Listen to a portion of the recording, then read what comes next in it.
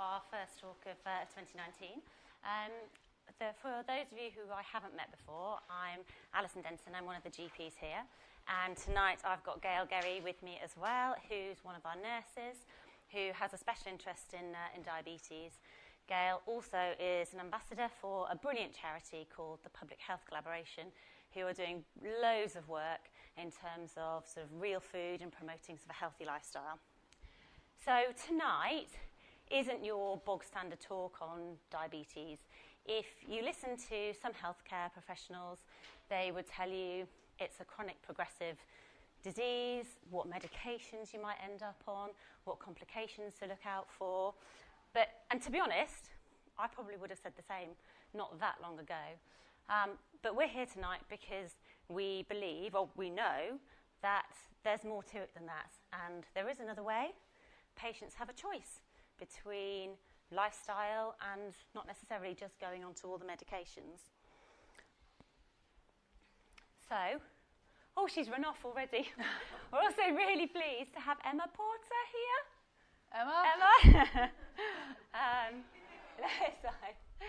Emma is in the corner. She's a food writer. She's an author of a blog called The Low Carb Kitchen. And most recently, she's had this book published. Emma comes from a very different standpoint. I'm sure she won't mind me telling you she is type 1 diabetic. So a little bit, very different to what we're talking about tonight. But it still gives her a huge insight to the impact of carbs on diabetes. And I love this book, and I'm genuinely not saying it just because she's sitting in the room. It's one of the reasons I'm delighted that she came, because I tell all my patients about this book. I really do. This is my copy, mine from home, because I use it. I eat this way, so do my children, my husband. I'm not diabetic, but I don't want to be diabetic either. So really, genuinely, it's great. And Emma's going to say a little bit later, and she's brought some food with her for the samples that you can try.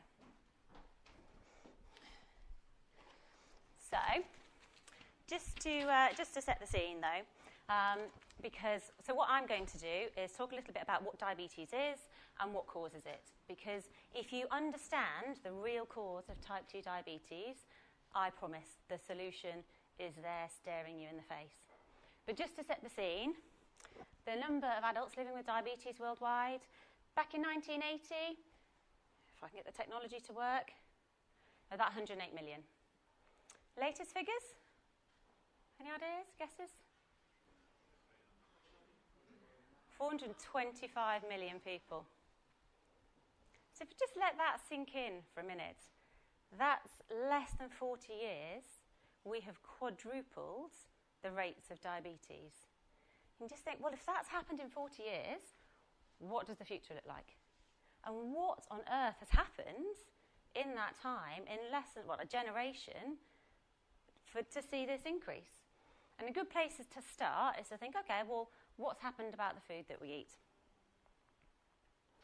So back in the late 1970s, the US, followed then by the UK, introduced new dietary guidelines, and these promoted a low-fat diet. There was the healthy eating of food pyramids. We were to base our diet on 50 to 60% starchy carbohydrates and grains. The food industry went a bit nuts. So highly processed food to remove all the fat could be promoted as healthy, heart healthy. But what they didn't tell you was, in terms of compensating for flavour, they just added a load of sugar. Other things that happened, home freezers, microwave ovens became available in every household. So we just saw a new market in ready meals instead of preparing food with fresh ingredients. The fast food industry and all the outlets, has skyrocketed. Cheap, high-calorie food that promotes supersized portions is now available quite literally 24 hours a day. You don't even have to get out your car to actually have access to it. And just sweets and crisps and fizzy drinks and ice creams, things that used to be eaten simply on occasion, are now part of our everyday diet. In essence, food has become ever more processed and ever more plentiful. So it won't come, with bearing this in mind, a massive surprise to see that's what's happened to obesity rates. with all of that over the last 40 years, followed very swiftly by rates in diabetes.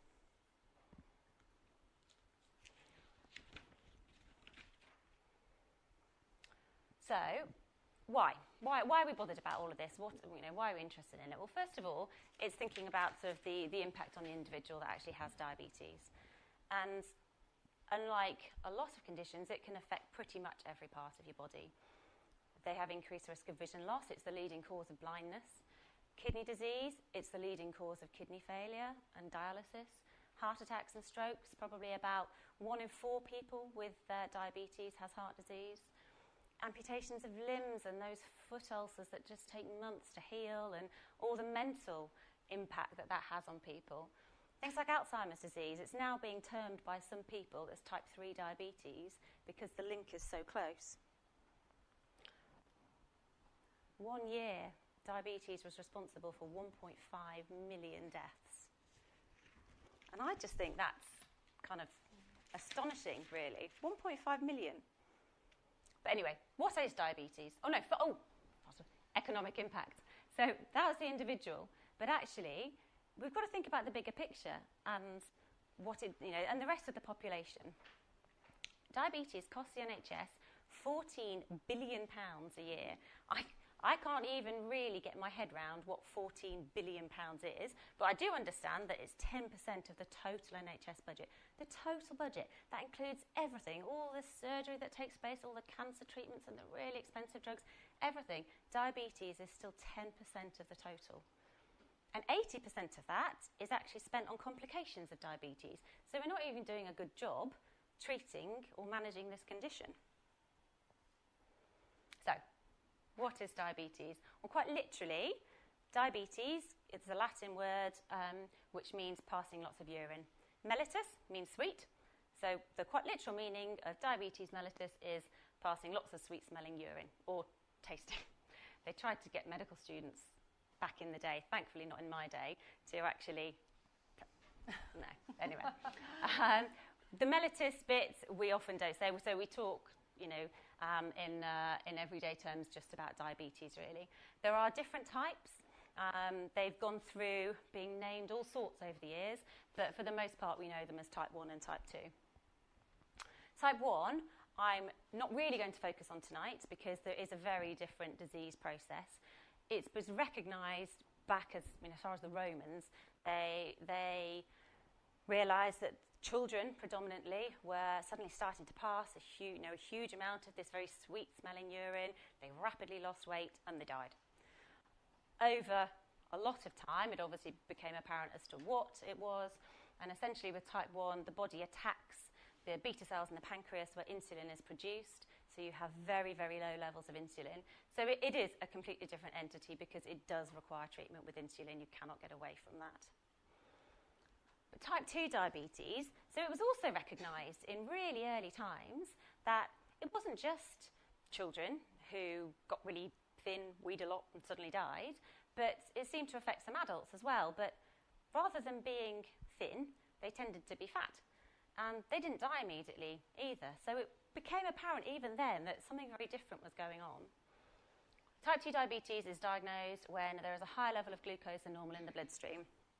And it is gradual onset. You don't just wake up one morning with diabetes. This comes over years. In fact, it's not uncommon for it to be diagnosed simply through screening or a blood test.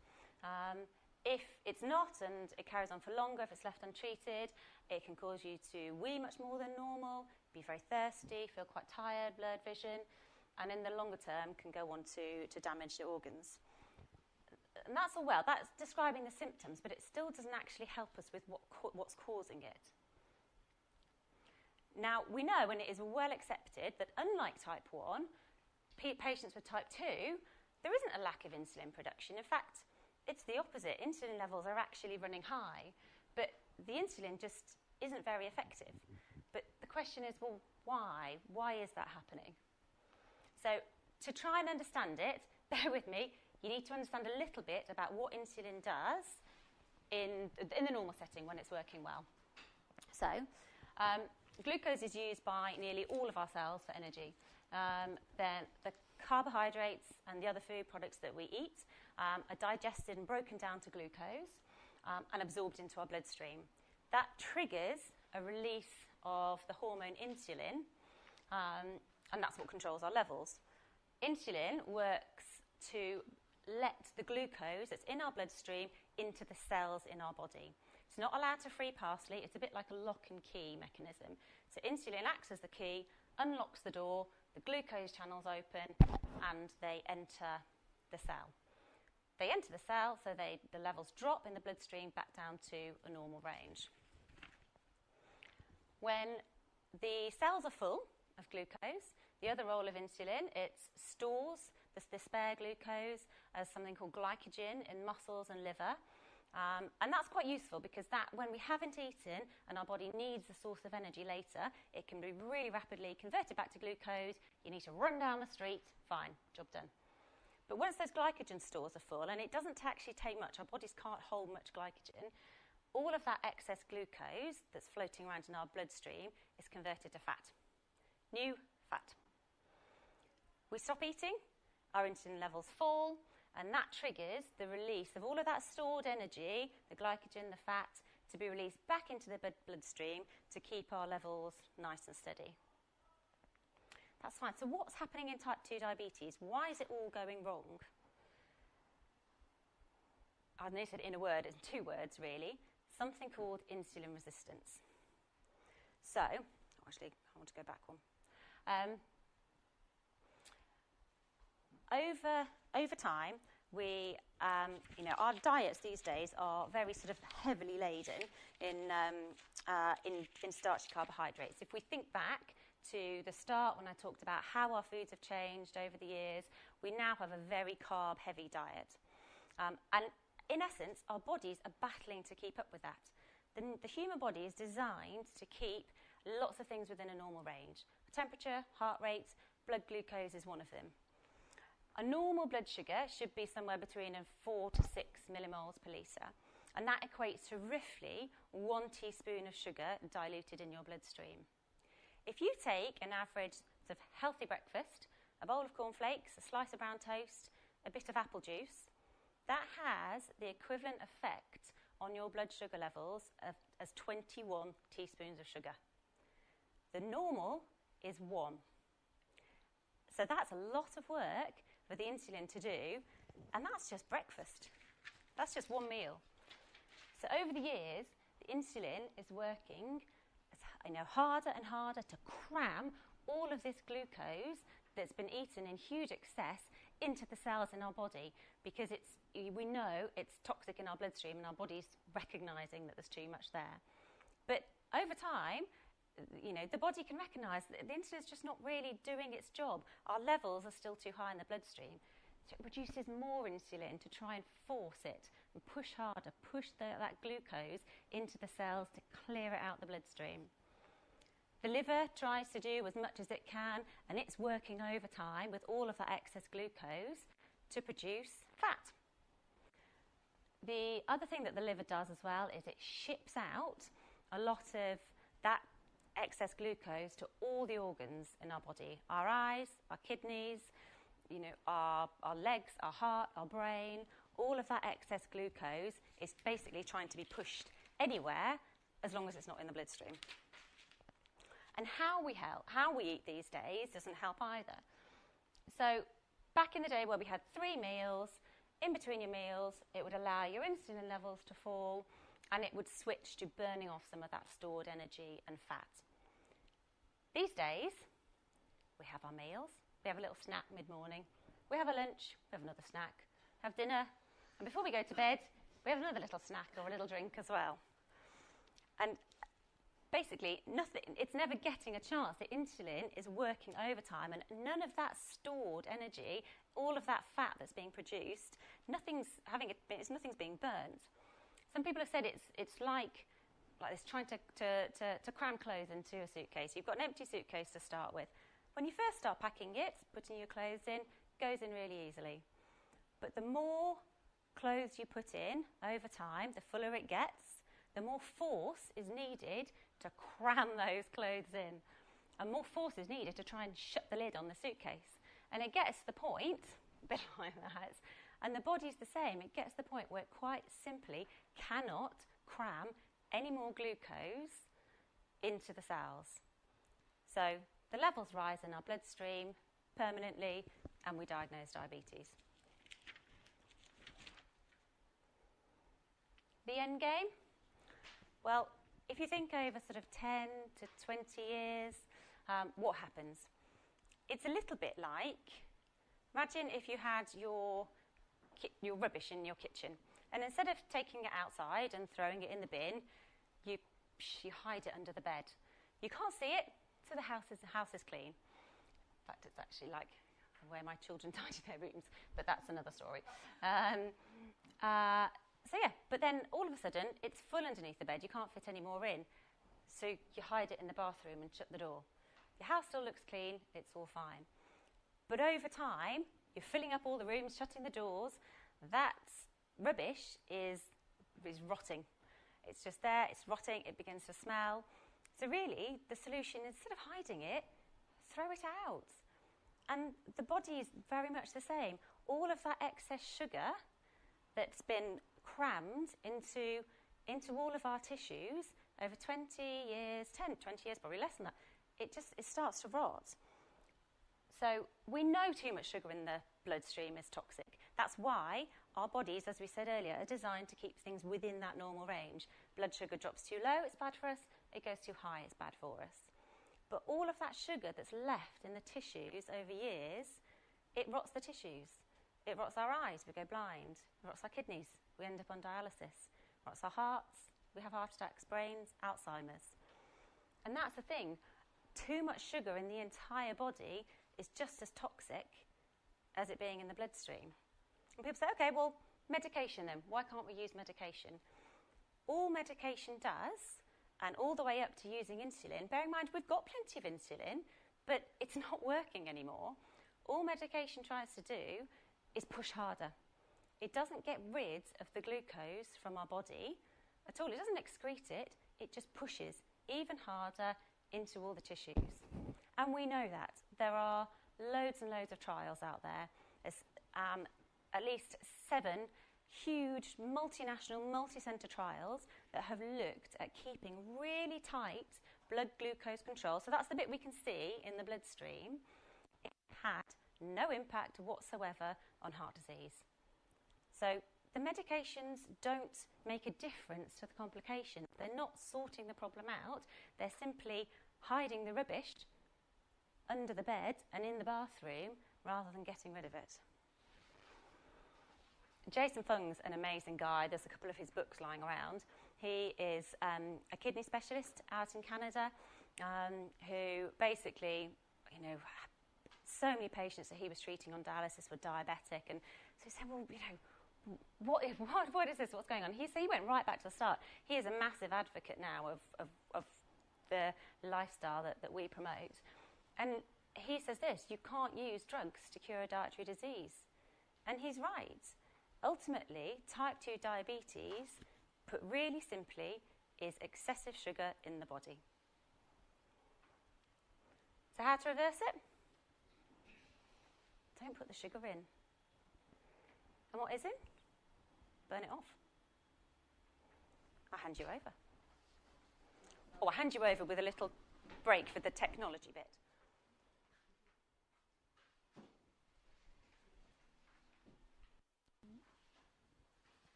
Oh.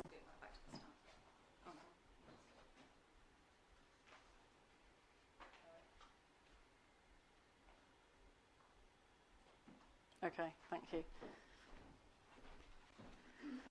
Hi, I'm Gayle. And I've got a special interest, like Ali said, in obesity and type 2 diabetes. When I talk about diabetes, I'm specifically... It's nothing to do with type 1, what I'm talking about. So can you reverse type 2 diabetes naturally? And I did think I could just do one slide with a big yes. But I wanted to give people a bit more information. So I'm going to talk to you a bit about what changed my practice. So I've been qualified for 21 years. I know, look much younger, thank you. And for 12 of those, I've been in a GP practice. And for at least 7 of those 12, I told patients that their diabetes was chronic and progressive, and it would probably get worse with time, and they would maybe need medication and possibly insulin.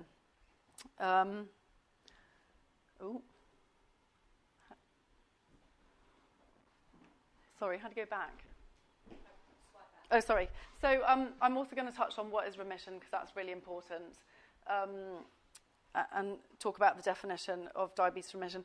So the title's reverse, but I prefer remission because you can reverse diabetes, but if you go back to your old lifestyle, obviously the diabetes will come back. So remission for me is a bit more visual, and I'm going to use that. I'm also going to talk to you about the data and the proof. So how do we know that you can put diabetes into remission? So I'm going to talk to you a bit about my journey and how it all started. I met a patient back in 2012, actually, who was quite obese and type 2 diabetic. Oh, this is funny. And he had an HbA1c of 9.7. Are people familiar with blood glucose readings?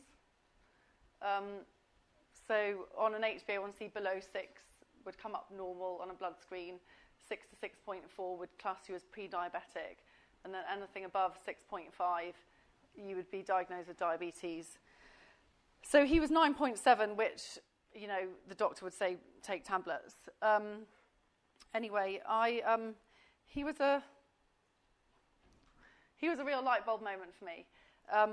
Because I didn't see him again. We did talk about losing weight, and I gave him my traditional advice. I said, you know, your diabetes is chronic and progressive. It will get worse with time. You need to lose some weight. I'm not sure how helpful I was in telling him how to lose weight. I told him to eat less and move more, which is the NHS advice, which is really unhelpful because big people can't move very easily. Anyway, I saw him a couple more times, and he was losing weight. And sorry, he then came back for a diabetic check in 2014. So I hadn't seen him for 2 years, and he brought me a present. And it's this book there. I brought it with me. Still got it. And his blood sugar was 5.7, and he'd lost 10 kilos. And I patted myself on the back, and I was like, ooh, I gave him some great advice there. He ate less, moved more, and he's got a great blood sugar reading. But actually, I hadn't really seen anyone go from a 9.7 to a 5 point ever. And so it got me really interested in actually reversing diabetes and how. And it got me thinking about food and blood glucose. So if you have type 2 diabetes, we know you have too much sugar in your blood. So if you're then going to eat food that raises that blood sugar further, you know, it's a bit of a disaster. So it got me really interested in food. And it opened Pandora's box, which just keeps getting filled. I mean, every week I discover something new and read something else. So just briefly, remission, this is an official statement. It's a reading below 6.5%. And it's 2 consecutive readings at least 2 months apart on no anti-diabetes medication. So that's remission. And, you know, I think that's really aspirational. It should be aspirational for doctors, nurses, dietitians, and anyone who's got diabetes, because, you know that there is such a thing as remission, and this is what we should be aiming for. And I'm hoping it gives people hope. So when I was preparing this, I thought I'm just going to do a quick Google search and see what I come up with when I type in, can you reverse diabetes? But I wanted something either from an NHS website or a diabetes charity website, an American one or an English one. Anyway, the NHS came up with the first one, so I had a quick look. And it said, I've taken this, copied and pasted it completely. Diabetes remission is clearly attainable. Fantastic, we know that. Possibly many patients. Hooray, let's do it. What's happening? But it's currently very rarely achieved or recorded. So that's a bit of a problem. So the guidance isn't catching up very quickly, and the message they're sending out isn't that great. It then went on to say that 0.1% of type 2 diabetic patients on a Scottish database in 2017 were recorded as being in remission. 0.1%. So it's clearly attainable, but it's really rare. So it's a little bit confusing. And I'm really sorry about this slide. It didn't look this dark when I did it on my laptop. So leading the way is a company in America called Virta Health. So it was founded in 2014 with a mission to reverse diabetes in 100 million people, type 2 diabetics, by 2025. So they have an intensive dietary management program there. So this is data from their 3-year published study. This is a peer-reviewed published research. So that says 60%, if you can't read it. 60% of patients achieved remission. I mean, that's amazing. If we go back and think about the Scottish 0.1%, it's puny, isn't it? It's pathetic. So I just think that's so hopeful. 60% of people can reverse their diabetes without any diabetic medication. So 60% versus 0.1. Maybe we should move to America. No, but the rates there are terrible too. So in the UK, we have an amazing doctor called David Unwin. I actually went to spend the day with him in December. He works in Stockport. So he started doing diabetes remission with his patients back in 2010. He obviously has much less money than Virta Health. He got some funding from his local CCG and started running evening group sessions. So he has achieved a 50% remission rate in his patients and an average of 21 months. But the quickest was 38 days. How amazing is that? Not only the people who didn't manage to achieve remission, they didn't fail. They had plenty of improvements, like improved blood glucose readings. They just didn't manage to get it improved enough. They were able to come off medication. They got rid of their fatty liver. They lost weight. They came off blood pressure tablets. So there were so many other good things that happened. Sorry, one thing I forgot to tell you about the Virta Health study. 95% of patients on insulin with type 2 diabetes managed to either completely stop it or reduce it. So that's massive. So I've been doing this quietly since 2014, like I said.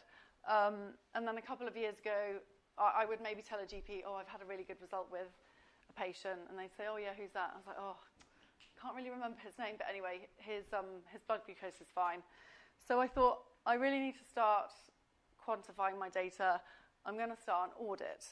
So last August 2017, I just started adding. Patients would come in and I'd add them to my list if they were overweight or pre-diabetic or diabetic, and I'd start monitoring their progress and I could formally follow them up. So I'm really sorry about this as well. 8 out of 25 of my type 2s have so far achieved remission. So I have no funding. I work 1 day a week and I see patients one-to-one, so I don't have a huge captive audience. The other thing about that data is I've got another 6 patients who are about to have repeat bloods in February that I'm really hoping will achieve the remission criteria. So 8 out of 25 is good, but it's actually much better than that because they've been dribbling in. The remainder of the patients, all of them have reduced their HbA1c. We've had fantastic weight loss, reduced blood pressure, come off blood pressure tablets. Even if they haven't managed to reduce their blood glucose enough to achieve remission, they've been able to come off tablets like metformin, glycoside, and one lady's gone from 77 units of insulin a day to 7. So, that's really good. Average weight loss, that says 9.7 kilos. So that's just over 2 stone for people who aren't metric yet. So my pre-diabetics, 9 out of 11, are no longer pre-diabetic. And the only reason why it's not 11 out of 11 is I added 2 4 weeks ago, and I haven't been able to repeat their bloods yet. So it will be 100%, I'm sure. They're not so tricky to treat because they're just over the border. They're not on drugs. It's fairly quick when they're compliant. And the average weight loss for pre-diabetics is 9.1 kilos. So again, just under 2 stone. So I thought I'd give you a few visuals. Oh dear, I'm really sorry. Really? Okay, yes. So I saw this guy, just going to make sure, 60-year-old, been diabetic. He got diabetes just around here. His blood sugar crept over the 6.5. So 2013, he got diabetes around then. He managed to do a pretty good job for a while. And then, as you can see, the slow, steep incline, that's chronic progressive. Well, that's pretty progressive. It's not so chronic, that's quite quick. So his blood sugar shot up to 7.8. And he also gained quite a bit of weight. Anyway, at the point where I write cut out sugar and starchy carbs, that's when I saw him in clinic. And we had a conversation, and he wanted to make lifestyle changes. So it took him 13 kilos and just over 3 months to achieve diabetes remission. He's still losing weight, and he still wants to get below.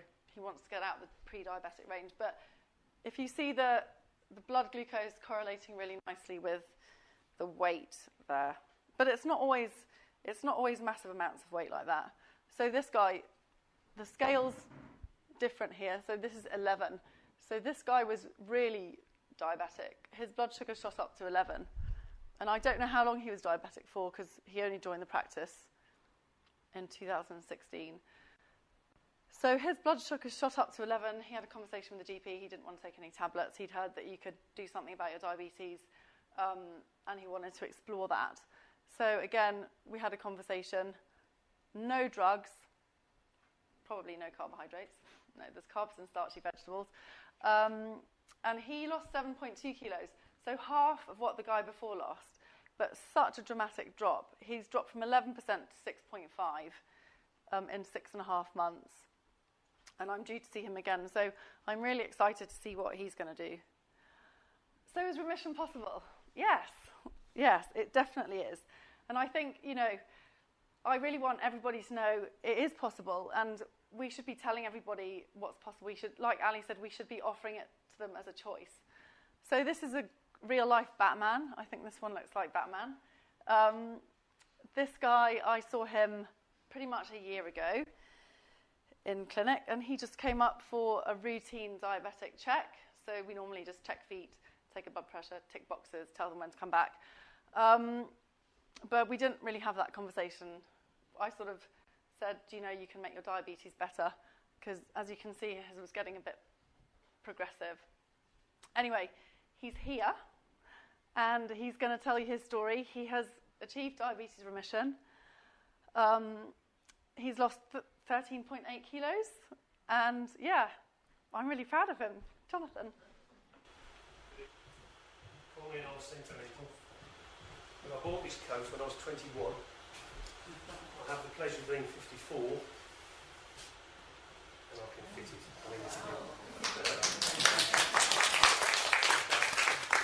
That wasn't the main motivation, to fit into my crumble coat that I bought for £180 when I was 21. But what I'm saying to you is that once you start on this particular journey, and it is all down to you, I'll come to the science in a minute, but the motivation has to be from you. It's as simple as that. I found myself, I don't need to take this off. So what you see before you is me today. I'm just under 80 kilograms, 12 stone 5, and I'm better. I've replaced my wardrobe, but I've done that by working with Gayle and listening to the advice. So when I first went into the surgery for that, here we go again with the tick box sort of exercise, I found myself, I may say, Gayle's delivery is phenomenal. She's a bit like, have you seen the television programme SAS, Are You Tough Enough? I love it. Anne Middleton. Absolute cracker. So I came out of there and it was like I'd been beasted. Like I'd been up the Andes and back. But the net effect, I mean, tongue in cheek, the serious aspect of that was that it was an absolute wake-up call. Because I'd watched my father, it's a family thing, he had diabetes, and when he was in his late 30s, it was standard government issue, which was to take carbohydrates, standard 5, so there's your vegetables, carbs, low fat. So he lived his life like that, so he went from, if you like, pre-diabetic, diabetic, metformin, then he had something else, and then he went on to, in the end, he actually went on to have insulin through a needle. Now, when you live with that and you see that, you actually do appreciate somebody else going through that. And I never thought I would. You sometimes, as your dad or your mum, you give them a problem, you go, aha, that's really funny, that is. And when we were ruled by it, absolutely ruled by it. You couldn't have food, you wouldn't eat this, and you had to have this at this point because of his medication. And my mum, in the end, well, she's still with us now. I mean, my father passed away about 5 years ago when he was 76. But he would have lived longer if he hadn't have, or if he had had the opportunity to have the dietary advice that I had. And that is it, honestly. It's as simple as that. So, I'm 54. I have 2 young children. I started the child game quite late. I've got a beautiful wife and I've got a career. Okay? So diabetes will totally kill that. Apart from kill me long term, it will kill that. So that morning was a bit of a eureka moment. So I thank you for that. Okay? But what I'm saying to all is that the advice that I took and then the support I've received over the last 11 months has brought me to this point. And what it was, the advice was very straightforward. Have yourself a plan, stick with the plan, but you've got to do it yourself. We have a common view, I think, in the general public, is that the NHS is there to look after you, to manage you, to mollycoddle you. Well, it's absolute rubbish. They can't afford to do that. It'd be nice if they could. Pay private, even they don't do it, because they're still referring to the national principles of what an NHS and service and care is. But for me, what I did, I took the advice, I put together a plan, and I stuck with my plan. So the first thing was I had a food diary. I took a food diary of everything I ate for the first week. I didn't do any no changes, nothing. So I could actually see what I was eating. So for breakfast, for example, I'd have 2 Weetabix and a banana. No. Because Get your breakfast charts out and calculate that. 2 Weetabix. I was brought up on Weetabix and piles of sugar. I was. That was the thing. That was my parents. We weren't wealthy. We had food on our table. My parents worked hard all their lives. However, that was the diet that I had. So 2 Weetabix, and that was when I was, sort of 53. 2 Weetabix and a banana. I thought that was good news. But it's absolute rubbish because the carbohydrates in the Weetabix they convert wrongly, and they convert into glucose. And my journey, when I was 5.1 here, that's when my insulin resistance started in there. And that was when my career took a jump. So I went from doing this in my career, I was steady, no pressure, and I decided career was the way. So I went like this. And I can genuinely track, from a personal perspective, where my coping mechanisms are through that period. And it was to eat, because I travelled a lot, and drink. Okay, like a lager. So what's that? That's like having a potato. It's just sugar. Certain types of lager are, but the lager I used to drink, which was like the Luca juice, that's what it was, but it was a coping mechanism. So the coping mechanism that I took was this. That was another career jump there. Okay? And then this was just stupidity, because again, I worked for a company based in Redditch, and I worked for an absolute nasty person. And the pressure I was under then, that's when it went. And I genuinely not making that up, that actually happened. And that's why it went like that. So I was fortunate, I changed my job, I changed my diet. So instead of having, for example, breakfast, I cut breakfast out. And if I did have breakfast, I'd have a raw egg. I'd have 2.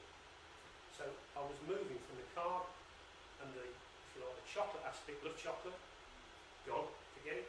So this is personal control.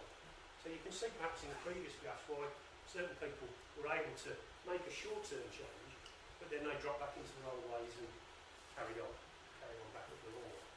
But for me, 11 months into this isn't a changing thing. This is my journey now. It's a corny thing. A lot of people say it. It's my journey, and my journey means that my long-term life expectancy is improving every day because I'm eating properly and I'm physically drinking less. I promise a dry everywhere. I enjoy a glass of wine. I do. There is no doubt about that. If anyone said to me probably a week ago, fancy a glass, I'd say yes, please. But what I've had to do is, what I'm doing is I'm changing my view on how I eat, how I exercise, and what my long-term responsibilities are to my family, and also to myself. Because I haven't got enough life insurance cover to give me the right thing if I die. Okay, that's the comedy aspect, but it's true. It's absolutely true. So the things I've changed are, I don't eat carbs, I don't eat pasta, I don't eat potatoes, I don't eat bread. Anything you care to mention that's got a carb in it, I don't eat it. I don't eat cheesecake anymore. I don't eat chocolate. You've got low carb recipes for that. I'll try some of that. These are the things that I really enjoy. But, you know, there does come a point where instead of living till I'm 70 or 80 or 90, I probably wouldn't have made it past 65 based on the way everything was going. Because I didn't realise I was so out of control and that my body was resisting the insulin creating the issue for me. So what this graph shows you is that October the 3rd was the last blood test there, and then I've gone up from normal, so I was normal, to into remission. Now I actually know, because I still keep my food diet, what that was. And what I've also done is I've moved on to fasting. Now, okay, that's probably a little bit post this particular discussion. But if you read some of these books, I've read this one, okay, what these books tell you is actually how the science works. But all it really does, it just says, eat the right thing, don't eat too much. You can still enjoy your life, but what you have to do is take a balanced approach. And if you're diabetic, you have the chance to reverse it. Type 1 is, as you say, completely different. But type 2, I am the answer if you like. So what I've done, which is, this is where it talks about, or I talk about managing yourself, just to conclude, because I'm talking on over here. I think what you have to do is, you have to know why that's gone up. So I know why that's gone up, because I like Greek. It's Christmas. Well, yes and no. On Christmas Day, I didn't have any potatoes. It kills you, you just look at it. No cranberry sauce, all that sort of stuff. So what I've done is, over a period of time, is I've developed a bit of a penchant for natural good full fat yogurt. Right? 500-gram pots. You know, you shouldn't eat a 500-gram pot every day, should you? Of anything.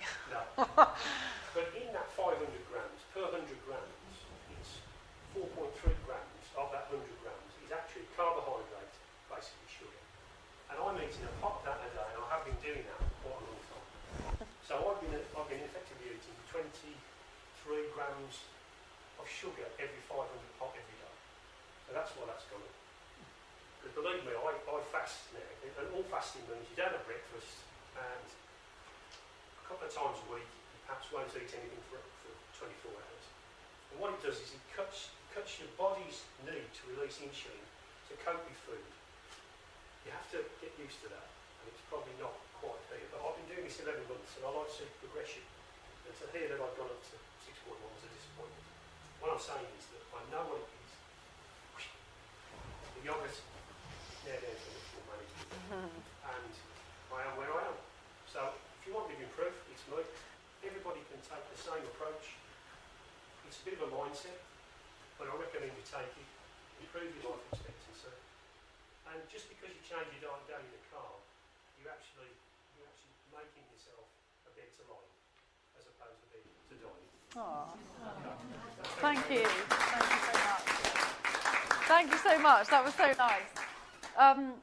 And Jonathan's touched a bit on how to reverse diabetes, which is a complete. We'll do a talk about that, won't we?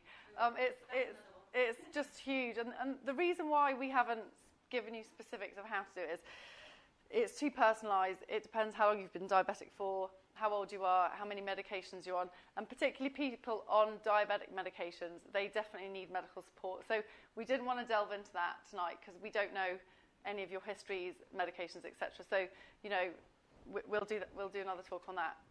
But thank you so much. That was really, really good. Emma's going to talk for a couple of minutes now, and then we've got some food sampling. To prove that it's still really delicious. Yeah. You can eat really well. So thanks, Emma. So how many of you here are type 2 diabetic?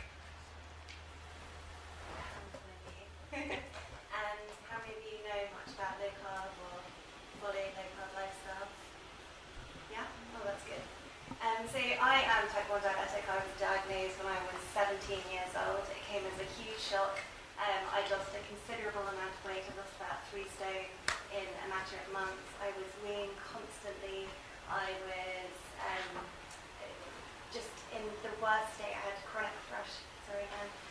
It was just really, really bad. I was going to see my home GP, who was in Wales, and I was going to see my school GP, so I wasn't telling them all the symptoms. I was telling one thing and one another thing. And in the end, I ended up back with my GP, and I said, look, I feel really upset. I was doing my A-levels. I can't stop crying. And she was like, it's just stress. You're just going through a really hard time of your life. But she said, you look really good. You lost loads of weight. And I was like, I know. And because I was and doing my A-levels, I just felt good because I lost loads of weight. I was wearing loads of makeup, and I didn't realise just how ill I was. And I saw this doctor, and she said, let's just take a routine blood count to check that everything's okay. So she took my blood pressure and said it's through the roof. Come back later and we'll give you some beta blockers. So I was at boarding school at the time because my parents lived away.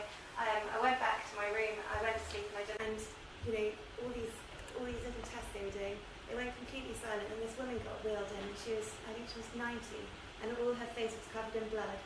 And I was so worried about her, and she said that she'd fallen down the stairs and that she was really, really scared. So I went and sat with her, and suddenly this woman appeared from nowhere, and she was like, come back to your bed now. And I went and sat down, and she said, your blood sugar is through the roof. This is disgusting. It was 48 millimoles. And as you were saying, 4 to 6 is the ideal. So they didn't really get where I was standing, how I was standing, and nor did I. And that was kind of my welcome to the world of type 1 diabetes. So my first question to the doctor was, am I going to put on weight? And he said, yeah, you're going to put everything on that you've lost because, you're going to put insulin back into your body and your body will naturally put on the weight. And before that, I just thought that I had naturally lost the weight because my mother is naturally very, very slim. She's about 8 stone, 5'5". So I thought that naturally the reason I was losing weight was because it was my time to lose the weight and all the puppy fat had disappeared and that was it. So that, as a 17-year-old being told you were going to put back on the weight and you had this lifelong disease, condition, whatever people like to call it, was really, really hard to take. And then they sent me to see a dietitian, and the dietitian said, look, you can control your diabetes, you can do whatever you want with your life other than be a pilot. You just need to eat low fat, high carb. You've got insulin, so you can take as much as you want, you can eat whatever you want, whenever you want, you can drink alcohol, just eat low fat, high carb. So that's what I did, and that's exactly what I did for about 9 years. And during these 9 years, I was on a blood sugar roller coaster. I was high and low and everything in between. And I felt really unwell all the time. My levels of anxiety were high. I hated the fact I was type 1. I didn't really want to tell anyone because there was this kind of, people don't really understand it and they don't appreciate what you're going through. So I hid it from a lot of people. And then I just was getting more and more ill and my periods completely stopped. I went up to a size 18 and I was really, really big and I just felt awful. And then I had a long-term boyfriend. We went out to Indonesia on a holiday and he proposed to me.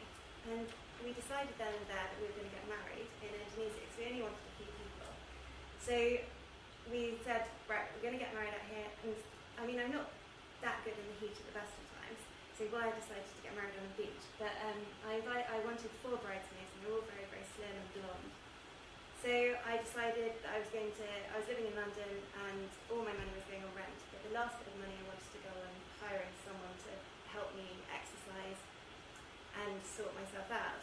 So I hired a personal trainer, and he told me within a week, he said, have you ever tried low carb? And at the time he was calling it a paleo. And I said, no, never tried it. And he said, well, try it. Let's see if by eating it you can help your blood sugars and maybe it'll help your weight. And within a week of being low carb, so I cut out, I was addicted to Diet Coke. I was eating, as I was saying, low fat, high carb. I had cut my insulin intake by 60%, which was huge. My blood sugars were suddenly flatlining. I wasn't having the highs. And high for me used to be 20s, mid-20s.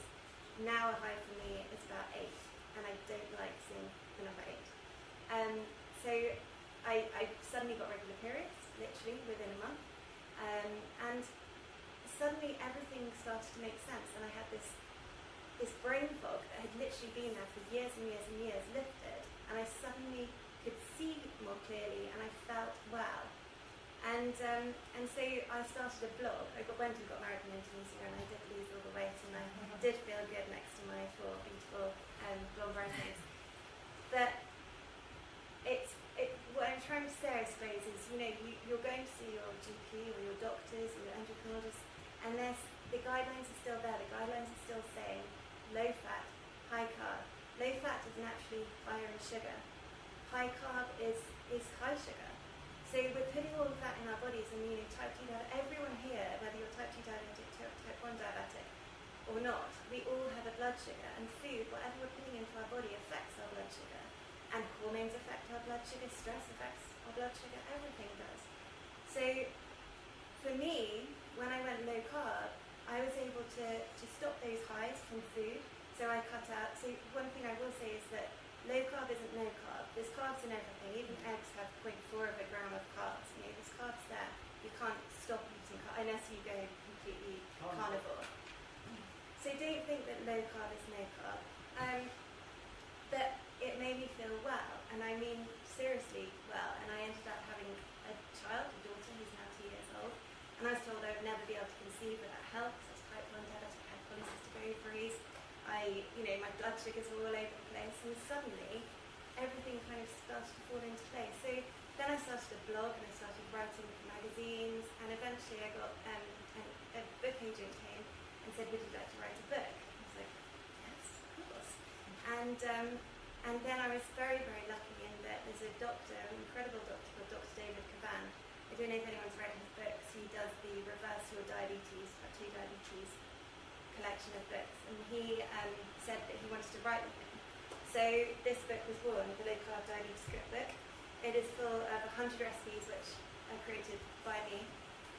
Dr. David Cavan has provided invaluable source of information. So what unhealthy food does to us, what has happened to our food, which I know that you touched on. And the recipes are all this carb, I'm sure a lot of you are carb counting or looking at the amount of carbs in your food. Every recipe has the nutritional information. There's Scotch eggs in here, there's pizzas in here, there's curries, there's chocolate pots, there's soups, there's everything. Because what I want people to realise is that food is to be enjoyed. Like, you shouldn't just quit food because food is a social thing. It's my child, my daughter is eating. I would never say she's on a diet, but she is eating low carb, and she's got boundless energy, and she's beautiful and strong. And that's the thing. I think if you don't feel well, like if your type 2 diabetes is in good control and you feel well, don't change what you're doing. It's working for you, great. If you don't feel well and you're struggling, then try something new. But just don't think of low carb as a diet, because it isn't. It's a lifestyle. I know the media are currently really trying to scare everyone and saying, you're going to have no energy. It's just horrific. But it's not, because I'm standing here, you're standing here, you're standing here, you're standing here, and we all feel good. And I'm not going to be evangelical about it, because think everyone has a choice and everyone can do whatever they want. But yeah, if you want to have a look, you're more than welcome. Thanks so much. Thanks so Thank much. you. I don't know if people wanted to ask, if there's any burning questions anyone wants to ask, or we can, Emma's got some food, some nice low carb stuff to try. We can chat informally. Or has anyone got any burning questions for Ali? Or Gayle. Or just snacks. Because obviously I go to see Gayle and we talk about this quite often. Nothing medical. Nothing medical. And I just wanted to say that what was quite a light bulb moment for me was when you told me the story about the fridge and the freezer, the storage, and how maybe you want to just, because that's quite a good. It's a bit like Ali's suitcase one. So if you're constantly eating food, it's just like going to the refrigerator and taking it out, and your fridge is always being stocked. Your fridge is full. So you never manage to get rid of the food out of your freezer, which is like your fat stores and your glucose stores. So if you're keeping a really well-stocked fridge, eating all the time, constantly eating out of it, it stays full, just like your blood sugar levels stay high. So what you want to do is empty the fridge and tuck into the deep freeze. Was that it? Yeah. It doesn't actually, don't realise, but a bit like if you go without breakfast and go through to lunch, it has to, it delves into it has to start freezer. dipping into, once you have prolonged, don't have breakfast at 6 in the morning, eke it out a bit, your body has no choice but to start dipping into the energy stores which you've got, either glucose or fat. And that's what people say, that we've obviously mentioned earlier, glucose is necessary for all of our cells to function. And people think, well, therefore, I've got to keep eating it. I must need a supply of carbs or something to have that glucose. You don't. Fat, just as the insulin converts that excess glucose into fat, the reverse happens just as when you've used up your glycogen stores for that energy and they've been used up, your body turns your fat back into glucose. So you have a supply there. It's just sat around here. And that's the better bits to burn and use rather than constantly what we're eating and putting in our mouth. Just one question. Yes. This gentleman, I've forgotten your name, sorry. Jonathan. Let's say the position John was in at worst, and now he's coming down, and presumably he's below 6 now. Below 6.5 is the criteria for remission. Fine. So he's had 4 blood tests below 6.5. So the readings are down now. Yeah. So is John as good as he would have been if he'd never gone up there, or is there sort of damage that might have been done on the way? Oh, I see what you mean. Good question. Obviously, it's preferable not to have prolonged high blood glucose for a number of years. But you can, some damage can be reversed, some can't. It depends what organ you're talking about. But it's never too late to turn around and make improvements. No. I think that's really important. But the main thing is that figure, I guess. No, no, because obviously you can take drugs and reduce the figure, and that's just a numbers game. Right. That's why the hidden no in the rest of the medication body. is so important. Oh, absolutely, So you have to know that there's none in the wardrobe, in the drawers under the bed. All the stored stuff's out, and the drugs that it's hide and seek. I think a lot of it actually will probably become more evident as time goes on, because actually taking a sort of a low-carb approach to managing and reversing type 2 diabetes is, in the grand scheme of things, a relatively new concept. It's hopefully, the tide is turning and, opinions are changing. It's now part of NICE guidance, which is brilliant. It's still in tiny, tiny little letters, and you've got to read it really carefully, but it's there. But it's a new thing, really. So hopefully, as the years go on and more people are put into remission, the longer-term benefits will become more and more apparent. But I think it's a choice, and it should be offered to you. And if you don't, I haven't had anyone turn me down yet. So the majority of people wouldn't opt for drugs over some dietary changes. But it's a choice everyone should be offered and have available. Anyway, should we If you, no questions, we can taste the nice food. Yes. Emma, do you want to talk us through what you made? Scotch eggs with a smoky paprika nut-based crust, and that are some no-bake chocolate shortbreads, and there's some bread which doesn't contain any grains or glutenness. Again, it's seed-based. So yeah, and then you've done some lovely parmesan crisps. Parmesan crisps. 85% dark chocolate is also there, up for the grabs. And some fruit is not a great thing to eat if you're trying to reduce your blood sugar, but berries are okay. Can I move the chat? Thank you. I don't know what's doing this all. The least technical person around. Thanks, Jonathan. Thanks so much. That was really good. Oh, get that light off. Yeah, it is. You can have some 85%.